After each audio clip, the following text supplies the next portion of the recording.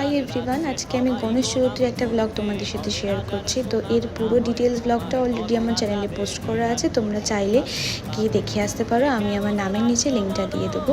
জানি কারোরই মন মেজাজ ভালো নেই, আমারও ভালো নেই। অবশ্যই একটা মেয়ে হিসেবে একটা যে সিচুয়েশানটা আমাদের ওয়েস্ট বেঙ্গলে ঘটে গেছে, বা আমার বাড়ির পাশের ঘটনা যেটা হয়ে গেছে, সেটা আমি কখনোই ভুলে যেতে পারি না। তাও এই পুজোটা আমাদের অনেক পুরনো, তাই যতটা পেরেছি আমরা সেটা করেছি। আমার মা কাকিমার সবাই মিলে এটা অ্যারেঞ্জ করেছে।